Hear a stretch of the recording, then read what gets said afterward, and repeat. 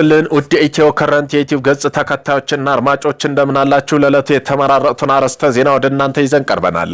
የኤርትራው ፕሬዝዳንት ኢሳያስ አፈወርቂ በቀይ ባህር መረጋጋት ጉዳይ ከሱዳን ሚኒስትሮች ጋር መከሩ። በምን ጉዳይ የሚለውንም የዜና ትንታኔያችን አካተነዋል። ካርታውን የመሸለም የኔ አቋም አይደለም የመከላከያ ሰራዊት ስለ አሰብ ካርታ መልስ ሰጠ። አሰብ የተጠቃለለበት ካርታ የመከላከያ አቋም አይደለም ሲሉ ጄኔራሉ ገልጸውታል። በዚህም ጉዳይ ዜና ትንታኔ ያካተናል። የኢትዮጵያ መገናኛ ብዙሃን ባለስልጣን በ5 ዓመት ውስጥ በሶስተኛ ጊዜ አዲስ ዋና ዳይሬክተር ሊሾምላት ነው። ጠቅላይ ሚኒስትር አብይ አህመድ የኢትዮጵያ መገናኛ ብዙሃን ባለስልጣን በዋና ዳይሬክተርነት እንዲመሩ ወይዘሮ ሃይማኖት ዘለቀን በእጩነት አቅርበዋል። በዚህም ጉዳይ ዜና ትንታኔያችን አካተናል። ቆይታችሁ የምትሰሙት ይሆናል። ወደ ውጭ ዜና ስናልፍ አሜሪካው ፕሬዝዳንት ኒኮላስ ማሮን እንዴት ያዘቻቸው? የአሜሪካ ሰላዮች ለወራት ያህል የቬንዙዌላን ፕሬዝዳንት ኒኮላስ ማሮን እያንዳንዱ እንቅስቃሴ ሲከታተሉ ቆይተዋል።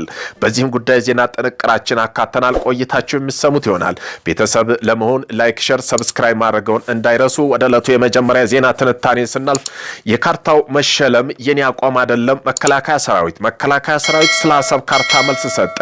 አሰብ የተጠቃለለበት ካርታ መከላከያው አቋም አይደለም ብለዋል ጄኔራሉ። በትናንትናው ዕለት የብላቴ ማሰልጠኛ ማዕከል ያሰለጠናቸው ምልምል ወታደሮች ሲያስመርቅ አዲስ ነገር ታይቷል። የልዩ ዘመቻ እዝ ማሰልጠኛ ማዕከል ለወራት ያሰለጠናቸው መሰረታዊ ምልምል ወታደሮች በትናንትናው ዕለት ነው ያስመረቀው። በምርቃው ላይ የተደረገው ሽልማት ስነ ስርዓት ላይ አሰብ ወደ ኢትዮጵያ ያካለለ ካርታ ለተሸላሚ ሲያበረክት ታይቷል። ምስሉ በመከላከያ ይፋ ገጽም ላይ ሰፍሯል። ይህን ተከትሎ ጉዳይ መነጋገሪያ ሆኖ ውሏል። በዚህም ጉዳይ መከላከያ ሰራዊት የሚዲያና ኮሚኒኬሽን ኃላፊ ሜጀር ጄኔራል እንዳልካቸው ወልደ ኪዳን ምስሉ የተቋሙ ወይም የሰራዊቱ አይደለም፣ ኢትዮጵያ በአሰብ ይሁን በሌላ ባህር በር ጥያቄ ያላት ቢሆንም የተሰራጨው ምስል ግን መውጣቱ አልነበረበትም ሲሉ ለሪፖርት ጋዜጣ ምላሽ መስጠታቸውን አመላክተዋል። ጉዳዩ እንደሚታረም የገለጹ ሲሆን ምስሉ ከመከላከያ ሰራዊት ይፋ ገጽ ላይ መነሳቱም ተረጋግጧል። በዚህም ተያይዞ ኢሳያስ አፈወርቂ በቀይ ባህር መረጋጋት ጉዳይ ከሱዳን ሚኒስትሮች ጋር መከሩ። የኤርትራው ፕሬዝዳንት ኢሳያስ አፈወርቂ ከሱዳን የፋይናንስ ሚኒስተር ጀቢል ኢብራሂም እና የማስታወቂያ ሚኒስተር ካሊድ አልሳይድ ጋር በትናንትናው ዕለት በቀይ ባህር መረጋጋትና በቀጠናው ደህንነት ጉዳይ መወያየታቸውን ገልጸዋል።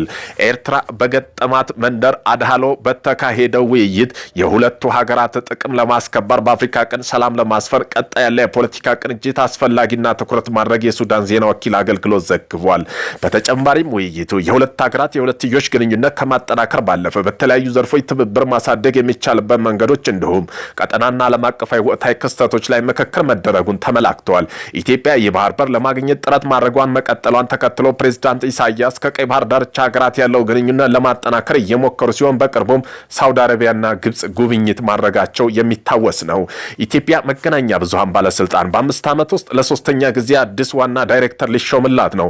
ጠቅላይ ሚኒስትር አብይ አህመድ ኢትዮጵያ መገናኛ ብዙሃን ባለስልጣን በዋና ዳይሬክተርነት እንዲመሩ ወይዘሮ ሃይማኖት ዘለቀን በእጩ አቅርበዋል። ላለፉት 23 ዓመት በተለያዩ መገናኛ ብዙሃንና የመንግስት ተቋማት የሰሩት ወይዘሮ ሃይማኖት ሹመት ነገ ማክሰኞ ታህሳስ 8 2018 ዓ.ም በሚካሄድ የፓርላማ መደበኛ ስብሰባ ይጸድቃል ተብሎ ይጠበቃል። የኢትዮጵያ መገናኛ ብዙሃን ባለስልጣን መገናኛ ብዙሃን ተግባራቸውን በህግ መሰረት ማከናወን ለሚያረጋግጥ ክትትልና ቁጥጥር ማድረግ ስልጣን በአዋጁ የተሰጠው መስሪያ ቤትም አለው። ላለፉት 1 ዓመታት ለሚጠጋ ጊዜ ተቋሙ የመምራትና የማስተዳደር ኃላፊነት ተረክበው ሲሰሩ የቆዩት ዶክተር ሳምሶን መኮንን ነበሩ። በአዲስ አበባ ዩኒቨርሲቲ ስትራቴጂክና ኮሚኒኬሽን ዓለም አቀፋዊ ጽሕፈት ቤት በምክትል ፕሬዝዳንትነት ሲመሩ የቆዩት ዶክተር ሳምሶን የኢትዮጵያ መገናኛ ብዙሃን ባለስልጣን ዋና ዳይሬክተር የሆኑት ጠቅላይ ሚኒስትር አብይ አህመድ የተሾሙት ባለፈው ዓመት ጥር መጀመሪያ ላይ ነበር። በ2013 ዓ.ም በአዋጅ የተመሰረተው በኢትዮጵያ መገናኛ ብዙሃን ባለስልጣን ሁለተኛ ዳይሬክተርነት የነበሩት ዶክተር ሳምሶን እስከ ባለፈው ሳምንት ድረስ በስራ ገብተው እንደነበሩ ምንጮች የኢትዮጵያ ኢንሳይደር ተናግረዋል። ዋና ዳይሬክተሩ በገዛ ፈቃዳቸው ስልጣን መልቀቃቸውን እንዲሁም ምንጮች ገልጸው ጠቅላይ ሚኒስትር አብይ አህመድ የአዲስ ዋና ዳይሬክተር ሹመት በተመለከተ ለፓርላማ ደብዳቤ የጻፉት ባለፈው ሐሙስ ነበር።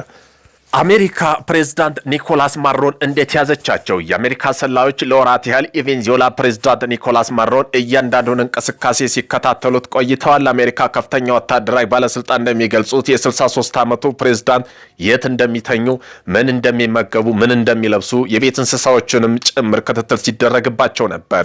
ይህን ክትትል የሚያደርገው ደግሞ የቬንዙዌላ መንግስት ውስጥ ያለ አንድ አሜሪካ መንግስት የሚሰራ ምንጩ በአባልነት የያዘ ትንሽ ቡድን ነው። ከዚያም በታህሳስ መጀመሪያ ኦፕሬሽኑ አብሶሉት ሪቮሉሽን የሚል ስያሜ የተሰጠው ዘመቻ እቅዱ ተነድፎ ተጠናቀቀ።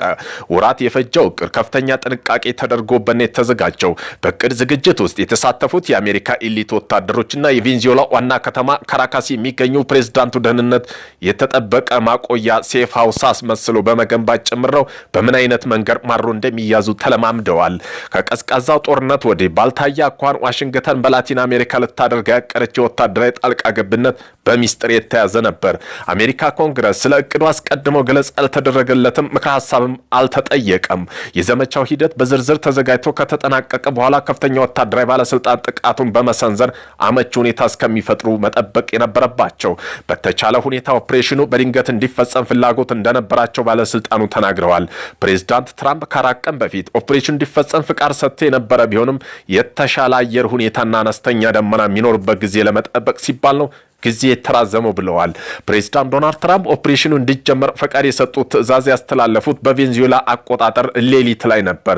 ፕሬዝዳንቱ ከአራት ቀን በፊት፣ ከ3 ቀን በፊት፣ ከ2 ቀን በፊት ልንፈጽም ነበር፣ ከዚያ በድንገተኛ ሁኔታ ተመቻቸ፣ እኛም ጀመርን አሉ። ስለ ኦፕሬሽኑ በኋላ ተናግረዋል።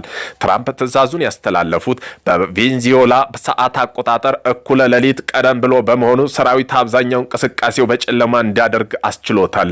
የአሜሪካ ወታደሮች በአየር በየብስ በባህር ተንቀሳቅሰው በ2 ሰዓት ከ20 ደቂቃ የፈጀ ኦፕሬሽን ፈጽመዋል። ኦፕሬሽኑ መጠን የተከናወነው ሁኔታ ከዚህ ቀደም ታይቶ በማይታወቅ ሊባል የሚችል ነው። ትራምፕ ኦፕሬሽኑን ሂደት የተከታተሉት በዋይት ሃውስ ጄምስም ሩም አልነበረም። ይልቁንም በፍሎሪዳ ፓልም ቢች በሚገኘው ማራላንጎ ክለባቸው ውስጥ በአማካሪያቸው ተከበው ሂደቱን በቀጥታ ስርጭት ተከታትለዋል። የሲአይኤ ዳይሬክተር ጆን ራትክሊፍ፣ የውጭ ጉዳይ ሚኒስተር ማርክ ሩቢዮ ከጎናቸው ነበሩ። ትራምፕ ከኦፕሬሽኑ በኋላ ሲናገሩ ለማየት የሚያስደንቅ ነበር ብለዋል። የተፈጠረውን ተመልካቻችሁ ቢሆን ኖሮ ማለቴ ልክ እንደ ቴሌቪዥን ድራማ ነበር የተመለከትኩት። ፍጥነቱና የተወሰደው የኃይል እርምጃ ብታዩት በጣም የሚያስገርም ነው ብለዋል። ባለፉት ወራት ፕሬዝዳንቱ ትራምፕ በማሮ በእጽ ዝውውርና በጸረ ሽብርተኝነት ናርኮቲክ ቴሮሪዝም ሲከሰሱ እንዲሁም በቀጠናው እጽ ያጓጉዛሉ በ10 የሚቆጠሩ ትናንሽ ጀልባ ላይ ጥቃት ሲፈጽሙ ከርመዋል። ከዚህ ጊዜ አንስቶ ነው በሺህ የሚቆጠሩ የአሜሪካ ወታደሮች ተሰማርተዋል። አውሮፕላን ተሸካሚ መርከብ ከ10 የሚበልጡ የጦር መርከቦች ተንቀሳቅሰው ባለፉት 10 ዓመታት አሜሪካ ወታደራዊ ኃይል በዚህ ደረጃ በተጠናቀቀው ሲሰፍር ይህ የመጀመሪያ ነው። ኦፕሬሽኑ አብሶሉት ሪቮሉሽን እየተካሄደ ስለመሆኑ የጠቆሙት የመጀመሪያ ምልክቶች የታዩ ሰማይ ላይ ነው። አሜሪካ ባለስልጣን እንደሚናገሩት ሌሊት በተካሄደ ኦፕሬሽን ላይ ቦምብ ጣዮች፣ ተዋጊ ጀቶች፣ የስለላ አውሮፕላኖች ጨምሮ ከ150 በላይ ተዋጊ አውሮፕላኖች ተሰማርተዋል። ትራምፕ አውሮፕላኖች ያረፉበት መንገድ የተዋጊ አውሮፕላኖች ብዛት ሙሉ እንቅስቃሴ እጅግ ውስብስብ ነበር ብለዋል። ሊፈጠር ስለሚችለው እያንዳንዱ ሁኔታ ተዋጊ ጀት ነበር ሲሉ ገልጸዋል። በአካባቢው ሰዓት አቆጣጠር ከሌሊቱ 8 ሰዓት ላይ በካራካስ ከፍተኛ ፍንዳታ ተሰምተዋል። በከተማዋ ሰማይ ላይ የጭስ ደመና ታይተዋል። አውሮፕላን፣ ሄሊኮፕተሮች በከተማ ሙሉ በሙሉ ሲበሩ ታዩ ነበር ብለዋል። አሜሪካ ጥቃቱን የፈጸመችው አየር መከላከያ ስርዓትና ሌሎች ወታደራዊ ኢላማዎች ላይ ነበር። ትራምፕ ኦፕሬሽኑን ከመጀመሩ በፊት አሜሪካ የካራካስ ኤሌክትሪክ ኃይል እንዲቋረጥ ጠቁመዋል። ይህ እርምጃ እንዴት እንደተከናወነ ግን በዝርዝር አልገለጹም። ባለን የተለየ ሙያ ብቃት የተነሳ ካራካስ መብራቶች አብዛኛው እንዲጠፉ ተደርገው ነበር ብለዋል። አሜሪካ ጦር ወደ ካራካስ የገባው በከተማው ዙሪያ ፍንዳታ እየተሰሙ በነበረበት ወቅት ነበር። ኦፕሬሽኑ ውስጥ የኤሊት ዴልታ ፎርስ እንዲሁም የአሜሪካ ከፍተኛ ልዩ ተልዕኮ አካሄድ ተሳትፈዋል። ይህ በዚህ ደረጃ ከፍተኛ ደረጃ ታጥቀ የነበሩ እነኚህ ወታደሮች የማዶን ደህንነት የተጠበቀ ማቆያ የብረት በሮች ለመቁረጥ የሚያስችላቸውን የእሳት ማቅለጫ ይዘው እንደነበር ተናግረው ወታደሮች ወደ ማድሮን መገኛ ያደረሱት ሌሊት 8 ሰዓት ከ1 ደቂቃ ላይ ጥቃት መፈጸም ከጀመሩ ከአጭር ጊዜ በኋላ ነው።